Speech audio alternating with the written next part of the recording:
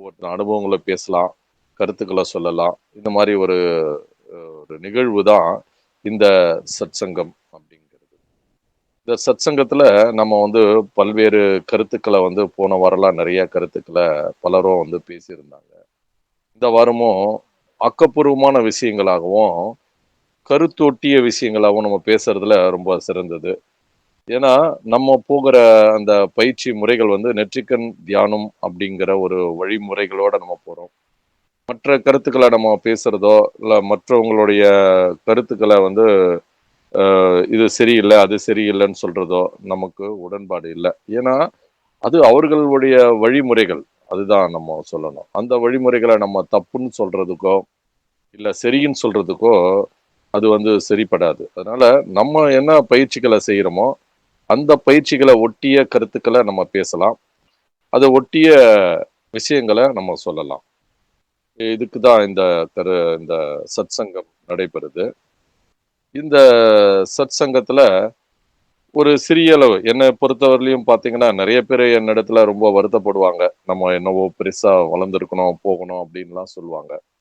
என்ன பொறுத்தவரையிலயும் ஒரு 10 பேர் இருந்தாவே, ஒரு கருத்து ஒட்டிய வகையில நம்ம பேசுறதே வந்து மிகப்பெரிய ஒரு விஷயமா தான் நான் கருதுறேன். இந்த 10 பேரா இருந்தாலும், இந்த 10 பேருக்குள்ள நம்ம பேசுற அந்த விஷயங்கள் வந்து ஆக்கப்பூர்வமாவும் இருக்கும். எல்லாருக்கும் ஒரு புரிய வகையில இருக்கும். 1000 பேரு, லட்சம் பேரு இருந்து அந்த கருத்துக்கள சொல்லும்போது, வீட்டுக்கு போயிட்டேன்னா, அது மறந்துடும். அந்த மாரிலாம் இருக்கும். அந்த மாரிலாம் இது வளர்ச்சி அடையணுன்றது வந்து நம்மளுடைய நோக்கம் இல்ல. ஆனா, இது எல்லாருக்கும் போய் சென்று அடையணுன்றது தான் நம்மளுடைய நோக்கம். இது வந்து எல்லோரும் இந்த பயிற்சிகள பெற்று, இத இந்த பயிற்சிகள் நிலைகள்ல உணர்ந்து, அவர்களும் ஒரு சிறந்த ஞானிகளாக உருவாகணும் அப்படிங்கிறது தான். அவங்களும் பல இடங்கள்ல வழி நடத்தணும். அவங்களும் தன்னைத்தானே உணர்ந்து கொள்ளணும். அவங்களும் வந்து ஒரு உயர்ந்த நிலைய அடையணும்ன்ற ஒரு பெரும் நோக்கத்தின் அடிப்படையில தான் இது இருக்கு. இது முழுக்க முழுக்க அனுபவம் சார்ந்த பயிற்சி முறைகளாவே இருக்கிறதுனால, நம்மளுடைய பயிற்சி முறைகள் வந்து பெரிதளவுல பேசப்படாதுன்னு நான் நினைக்கிறேன்.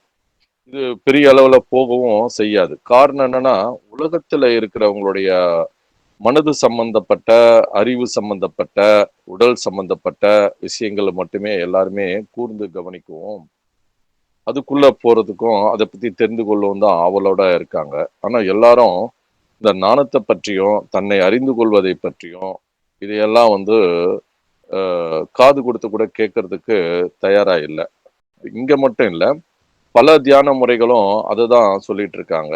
அங்க வந்து உண்மைகள வந்து ஏத்துக்கிறதுக்கு மனசும் இல்ல. எல்லாரும் ஒரு பக்தி மார்க்கங்கள் அப்படிங்கிறத வந்து எல்லாருமே விரும்புறாங்க. அந்த பக்தி மார்க்கத்துக்குள்ள நம்ம செல்லும் பொழுது, அங்க எளிமையா நமக்கு இருக்கிறதுனால, அத மட்டுமே அவங்க விரும்புறாங்க.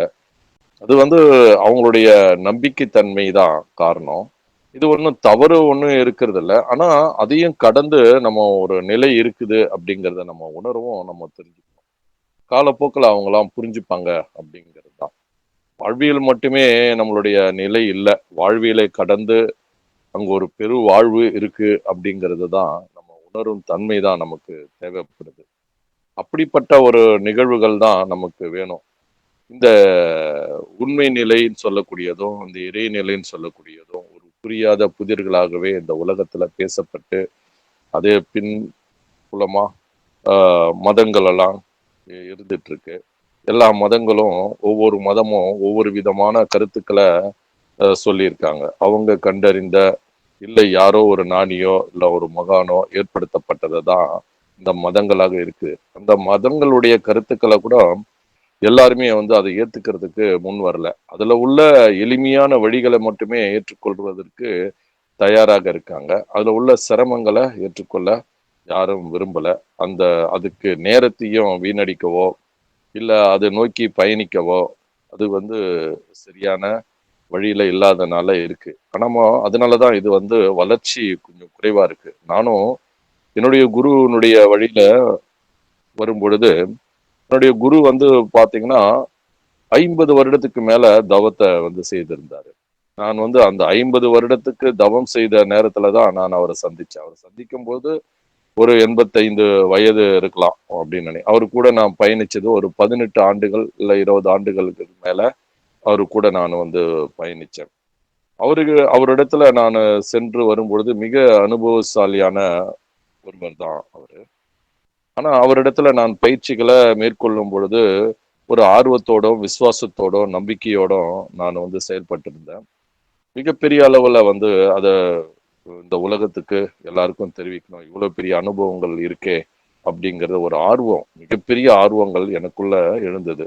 நான் மட்டுமே அந்த பயிற்சியை பெற்றுக்கொண்டு அதை அனுபவிக்கணும்னு இல்லாம, இந்த பயிற்சியை அனைவருக்கும் சென்றடையணும் பல கட்ட முயற்சிகளும் பல குருமார்கள்லாம் ஒன்றிணைச்சு பரஞ்சோதி மகானுடைய சீடர்களை பலர் இருந்தாங்க. அப்போ அப்போ இருக்கும்போது அவங்களெல்லாம் ஒருங்கிணைச்சு ஒரு பெரிய விழாக்கள்லாம் எடுக்கப்பட்டது. அந்த விழாக்கள்லாம் எடுக்கப்பட்டு ஒற்றுமைப்படுத்தணும் அப்படின்ற நோக்கத்தோட இருக்கும்போது அது நடைபெறல. காரணம் என்னன்னா, ஒரு குருவை எல்லாருமே ஏத்துக்கிறாங்க. ஆனா அவங்கவங்க தன்னுடைய குரு நிலை அப்படிங்கிறத உணர்ந்து யாரையும் ஏற்றுக்கொள்ள மனம் இல்லை அப்படிங்கிறத நம்ம தெரிஞ்சுக்கிட்டோம். காரணம் என்னன்னா, தன்னைத்தானே அறிந்து கொள்கின்ற ஒரு விஷயம் அப்படிங்கிறதுனால ஒன்றுபடலை. அவங்கள பரஞ்சோதி மகானை ஏத்திருக்காங்க, அவங்களுக்கு ஒன்றுபட்டு ஒன்று ஏத்துக்கவும் முடியாது. காரணம் என்னன்னா, அவங்க சக நிலையில இருந்ததுனால அது ஒரு பெரிதாக அது செயல்படாம சென்றுடுச்சு. ஆனா இருந்தாலும் இதனுடைய நிலைகள் இப்படிதான் அப்படிங்கறத என்னால உணர முடியுது, புரிந்து கொள்ள முடியுது. காலத்தினுடைய கடந்து வரும் பொழுதுதான் அதை புரிந்து கொள்கின்ற ஒரு நிலை எனக்கு. இப்படிப்பட்ட ஒரு தியான முறைகளை எல்லாரும் எடுத்துக்க முன் வருவதுன்றது குறைவான காரணங்களால இதற்கு அவ்வளவு ஈர்ப்பு சக்தி குறைவு. இதுல மெய் உணர்வு ஈர்ப்பு அப்படிங்கிறது மட்டும்தான் இருக்கே தவிர மற்ற விஷயங்கள ஈர்ப்பு குறைவா இருக்கு. அதனாலதான் இது பெரிய அளவுல இல்லை. இது இப்படிதான் இருக்குமா இல்ல பெரிதளவு பேசப்படுமாங்கிறது இது ஒரு புரியாத புதிர் தான் இருக்கு. ஏன்னா வள்ளல் பெருமானும் அதுதான் சொல்லிட்டு போயிட்டாரு. கடைவிரித்தேன் கொள்வார் இல்லை அப்படின்னு சொல்லிட்டு தன்னுடைய கருத்துக்களை எல்லாத்தையும் எழுதி வச்சுட்டு அவர் அவர் இந்த இறைநிலை அந்த ஒளி உடலாகவோ இல்ல முக்தி நிலையோ அவர் அடைஞ்சிட்டாரு. அதெல்லாம் பேசப்படுறதுக்கு ஒரு வித்தியாசமா இருந்தாதான் பேசப்படுறாங்க. அவர் இருந்தாரு, வீடுக்குள்ள பூட்டி இருந்தது, அவரு ஒளி உடலா மறைஞ்சிட்டாரு அப்படின்னு தான் பேசப்படுது. இதையெல்லாம் சாத்தியக்கூறுகளா இல்லையாங்கிறத விட இத மக்கள் ஏத்துக்கிறாங்க. இப்படிப்பட்ட ஏதோ புதுசா ஏதோ ஒரு பிரமிப்பா சொன்னா மட்டும்தான் இந்த உலக மக்கள் ஏத்துக்கிறாங்க. அதனாலதான் அப்படிப்பட்ட ஒரு நிலை தான் மக்களால அதிகமா பேசப்படுது. ஆனா நம்ம தியானம் செய்யுங்க அப்படின்னா அது செய்யறதுக்கான வாய்ப்புகள் குறைவு. அதிசயங்கள் நடக்கணும், அற்புதங்கள் நடக்கணும், வாழ்க்கையில பெரிய மாற்றங்கள் நடக்கணும் இப்படின்னு தான் எல்லாம் நினைக்கிறாங்க. ஆனா உண்மையிலேயே இந்த தியானம் செய்யும் பொழுது எல்லா மாற்றங்களும் நிகழும் அப்படிங்கறதுதான் என்னுடைய கருத்து. என்னுடைய வாழ்க்கையில நிறைய மாற்றங்கள் நடந்துகிட்டு தான் இருக்கு. ஒரு உதாரணத்துக்கு நான் இப்போ சமீப காலத்துல ஒரு நடந்த நிகழ்வுகளை நான் சொல்ல விரும்புறேன். இப்போ நான் யூடியூப் சேனல் பரஞ்சோதி தேர்டை சேனல் அப்படின்னு நானும் எப்படியோ இதனுடைய சப்ஸ்கிரைபர் ஒரு 1000 வரணும், 4000 வாட்ச் ஹவர்ஸ் வரணும் அப்படின்னு வரணும்னு ஒரு விதிமுறைகள் யூடியூப் நிர்ணயிக்கப்படும். அப்பதான் மானிட்டேஷன் கொடுக்கப்படும் அப்படின்னு சொல்றாங்க. அப்ப நானும் எப்படியோ வீடியோக்களை எந்தெந்த முறைகளையோ பதிவிடுறேன். ஆனா எதுவுமே பெரிய அளவுல போகல. எல்லாம் ஒரு 200, 250, 100, 150 இல்ல 70, 75 இப்படிதான் வியூஸ் பாக்குறாங்க. இது போய் சென்றடையவே இல்லை. அப்போ நான் என்ன நினைச்சேன், இது டெய்லி போட ஆரம்பிச்சேன், இல்ல வாரத்துக்கு ஒண்ணு போட ஆரம்பிச்சேன். என்னுடைய விருப்பத்துக்கு படி போட ஆரம்பிச்சேன், ஒரு சிஸ்டம் இல்லாம போட ஆரம்பிச்சேன். ஆனா ரொம்ப இவ்வளவு சிரமப்பட்டு 2 வருடங்கள் இது ரொம்ப சிரமப்பட்டு இது நிறைய வியூஸ் வரணும், இல்ல இந்த சப்ஸ்கிரைபர் வரணும் அப்படின்னு எனக்கு உள்ள ஒரு நிலை. ஆனா நடையில ஏன்டா இது நடக்கல அப்படின்னு நான் ரொம்ப வருத்தப்பட்ட நாட்கள் நிறைய. ஒண்ணுமே இல்லாத வீடியோக்கள்லாம் அதிகமா போகுது, நம்மளுடைய வீடியோ மட்டும் ஏன் போகல? அப்ப நம்ம சரியா சொல்லலையா, இல்ல மக்கள் ஏத்துக்கலையா, இல்ல நம்ம தியானத்தை பத்தி தானே சொல்றோம், நமக்கு ஏற்பட்ட அனுபவங்களை தானே சொல்றோம், இப்படின்னு பலவிதமான ஒரு நிலை எனக்கு இருந்தது. ஆனா அதையும் கடந்து ஒரு விஷயத்த யோசனை பண்ணேன், சரி என்னதான் பண்ணலாம் அப்படின்ட்டு. ஒரு 15, 20 வீடியோ, இப்ப லேட்டஸ்டா ஒரு 20 வீடியோ போடும் பொழுது ஒரு நேரத்தை குறிச்சேன்.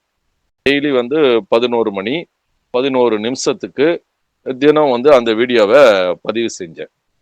இந்த பதிவு ஒரு ஒரு நாளும் அந்த மாதிரி வீடியோவை பதிவு செஞ்சதுனால அந்த வீடியோவுக்கு வந்து ஒரு 20 வீடியோ இல்ல ஒரு 15 வீடியோக்குள்ளேயே வந்து பாத்தீங்கன்னா நம்ம எதிர்பார்த்ததை விட அதிகமான சப்ஸ்கிரைபர் வந்து 1000க்கு மேல இன்னைக்கு 1300 180 1200 வந்துடுச்சு. அதே மாதிரி அவர்ஸும் 4000 அவரும் கடந்து போகுது. அப்போ அந்த ஒரு குறிப்பிட்ட நேரம் 11 இந்த 11 அப்படிங்கிறதே ஒரு வித்தியாசமான ஒரு நிலை. அந்த நேரத்துல நாம என்ன நினைக்கிறோமோ என்ன செய்யணும்னு நினைக்கிறோமோ அதை நம்ம பதிவு செய்யப்பட்டா அது நடக்குது. பரஞ்சோதி மகான் வந்து ஒரு சூழ்நிலையில அவர் அந்த 11 அந்த தியானத்தின் நிலை எல்லாருமே உலக மக்கள்லாம் அந்த நேரத்தை வந்து பலரும் அந்த நேரத்துல பிரார்த்தனை பண்றாங்க அப்படிங்கிறதா நான் நினைக்கிறேன். இல்ல அவரு அதை பதிவு செஞ்சுட்டு போயிருக்கலாம். இந்த பிரபஞ்சத்துல பதிவு செஞ்சு 11 மணி 11 நிமிஷத்துக்கு அவர் ஏதோ ஒரு பதிவு செஞ்சிருக்கலாம். எல்லா விஷயங்களையுமே எல்லாம் பாசிட்டிவாவே எல்லாமே நல்லதா நடக்குதுங்கிறத பல விஷயங்களை நான் உணர்ந்திருக்கேன். இதை வந்து கண்கூடாவும் நான் பார்த்திருக்கேன். இதுக்கெல்லாம் வந்து இது மூட நம்பிக்கையா இதை மூட நம்பிக்கை இல்லையா அப்படிங்கிறத விட அந்த 11 சில நேரங்கள்ல நம்பிக்கையான ஒரு நிலையில் இருக்கு. ஏன்னா அந்த நேரத்தை இறைத்தன்மையான நேரம் அப்படின்னு கூட நான் அதை நினைக்கிறேன். இறைத்தன்மை வந்து நம்ம இடத்துல வரக்கூடிய நேரமாக கூட அது இருக்கலாம். அப்படிப்பட்ட ஒரு விஷயங்கள் வந்து அந்த நேரத்துல நடக்குது. இதெல்லாம் நாம் கூட்டி கழிச்சு பார்க்கும்போது இந்த நேரம் வந்து ரொம்ப நல்லது அப்படின்னு என்னால யூகிக்க முடியுது. இந்த நேரத்தை வந்து நீங்க எல்லாம் வந்து பயன்படுத்திக்கோங்க. உங்க வாழ்க்கைக்கு தேவையானதை பயன்படுத்திக்கங்க. இது இறைத்தன்மையான நேரம் கூட இது இருக்கலாம் அப்படின்னு கூட நான் நினைக்கிறேன். அந்த நேரங்கள்ல வந்து உங்களுடைய தவ ஆற்றல்கள் அதிகரிக்கலாம் அப்படின்னு கூட நான் நினைக்கிறேன். இதை வந்து ஒவ்வொருத்தரும் ஆராய்ச்சிகளை மனிதனா பிறந்துட்டா ஒவ்வொரு சூழ்நிலைகளும் ஒரு ஆராய்ச்சிகளை நம்ம மேற்கொள்ளணும் அப்படிங்கிறது எல்லாருக்கும் ஒரு உயர்ந்த நிலை தான் அது. அது போல ஒரு விஷயங்களை நீங்கெல்லாம் வந்து செய்து பாருங்க. உங்களுடைய வாழ்க்கையில ஏதோ ஒரு மாற்றங்கள் வந்து ஏற்படும்.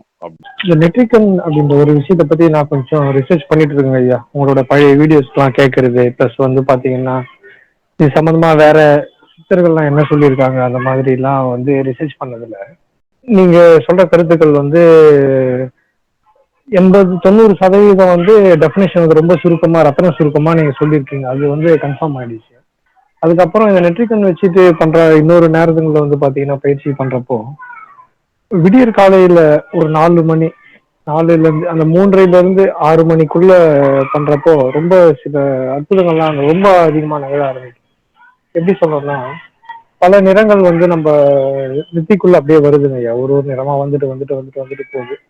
அது பாத்தீங்கன்னா கடைசியா வந்து அதுதான் வந்து சக்கரங்கள் திரைகள்னு சொல்லி வேற வேற ஒவ்வொருத்தரும் ஒரு ஒரு அவங்களுடைய ஒவ்வொரு பாணியில சொல்லியிருக்காங்க. அது வந்து நல்லா வந்துட்டு போயிட்டு கடைசியா வந்து பாத்தீங்கன்னா ஒரு ஒரு ஒரு 2 நிமிடம் இல்ல 3 நிமிடம் வந்து பாத்தீங்கன்னா ஒரு ஊசி முனை அளவு ஒரு வெள்ளை புள்ளியும் அதை சுற்றிலும் வந்து ஆரஞ்சு கலரு அப்புறமா செம்பொன் கலர் அந்த மாதிரி சில நிறங்கள்லாம் நின்று அப்படியே வந்து ரொம்ப அருமையா ஒரு ஒரு 3 நிமிஷம் 4 நிமிஷம் அப்படியே நிக்குதுங்க ஐயா இந்த தியானம் பண்றப்போ. சரியா இப்போ இந்த 25 நாள் பயணத்துல பாத்தீங்கன்னா ஃபர்ஸ்ட் அந்த குறுகுறுப்பு இருந்தது. அதுக்கப்புறம் அதை விட கொஞ்சம் ஆழமா அதோட ஆழமா இருந்தது. இப்போ பாத்தீங்கன்னா அந்த ஃபோர்ஸ் வந்து 24 மணி நேரம் அது அப்படியே இருந்துட்டே இருக்கு. தியானத்துல உட்காடுறப்ப அது இன்னும் ஒரு அப்நார்மலா போயிட்டு அந்த தன்னை அறிதல் அப்படின்ற நம்ம உயிர் உணர்தல் அப்படின்ற ஒரு விஷயத்துக்குள்ள போயிட்டு பல லைட்ஸ் வந்து வருது. இத்தனைக்கும் விடியற் காலையில இந்த பயிற்சி பண்றப்போ பாத்தீங்கன்னா எந்த ஒரு 0 வாட் பல்பு கூட இல்லை. ஒளி வந்து நம்மளுக்குள்ள வர்றதுக்கான சாத்தியமே இல்லை. ஏன்னா நல்லா வந்து ஜன்னல் வழியா தான் ஒரு நிலா வெளிச்சம் போற ஒரு வெளிச்சம் தான் வரும். அந்த ஒரு சூழல்ல பண்றப்போ ரொம்ப அருமையா இருக்கு. பிளஸ் வந்து பாத்தீங்கன்னா இதுல இயற்கையாவே வந்து ஒரு சில நாள் தொடர் பயிற்சியிலேயே போதும்னு நினைக்கிறேன். ரொம்ப நாள் கூட தேவையில்லை. ஒரு சில சித்துக்கள்லாம் வந்து ரொம்ப அப்நார்மலா வர ஆரம்பிக்குது. மனம் சார்ந்த சித்துக்கள் அவங்க என்ன நினைக்கிறாங்க எப்படி கெஸ் பண்றாங்க அப்படின்றது அதை வந்து நம்ம இந்த பயிற்சி பண்ற எல்லாருக்குமே அது நடக்கும். அவங்க அதை அனலைஸ் பண்ணாம அறியாம அதை நீங்க கடந்துருவீங்க. அதுதான் ஒரு விஷயம். நீங்க அதை பகுத்து பார்க்கணும். கொஞ்சம் நேரம் போட்டு நம்ம பகுத்து பார்த்தோம்னா அது நம்மளுக்கு ரொம்ப நல்லா புரியும். அது வந்து இது நடக்கும் இது நடக்காது அந்த மாதிரி நிறைய வந்து ஒரு இன்டியூஷன் சொல்லுவாங்க, அந்த கெஸ்ன்னு சொல்லுவாங்க, அது சித்துன்னு சொல்லுவாங்க. அந்த மாதிரி ஒரு சில விஷயம்லாம் ரொம்ப அருமையா நடக்க ஆரம்பிக்குது இப்போ 1 வீக்கா பாத்தீங்கன்னா. ஸோ இதுல வந்து ஸ்பெசிஃபிக்கா என்ன சொல்றாங்க அப்படின்னா, நம்ம 3வது கண் அறிவு சக்கரம் 6வது ஆரம் முருகர் அப்படின்னு சொல்லக்கூடிய அந்த இடம் வந்து கீழே இருக்க 5 சக்கரங்களோட தொடர்பு இருக்கிறதால எனக்கு ஒரு சந்தேகம் இருந்தது. நம்ம நேரம் 6வது இடத்துக்கு போயிட்டோமே, நம்ம 5 இடம் இருக்கு, அப்புறம் மூலக்கண் பயிற்சி மட்டும் தானே இருக்கு, இடையில 4 இல்லையே அப்படின்னு சொல்லி. பட் ஆனா அது தெளிவா வந்து அந்த குறிப்புகள்லாம் இருக்குதுங்க நீங்க சொன்ன மாதிரி. 5 சக்கரங்களோட தொடர்பு இருக்கிறதால நம்ம திரும்ப திரும்ப வந்து தலை சுத்தி மூக்க தொடாம நேரா இதுல போறதுன்றது வந்து ரொம்ப பெட்டர் ஷார்ட்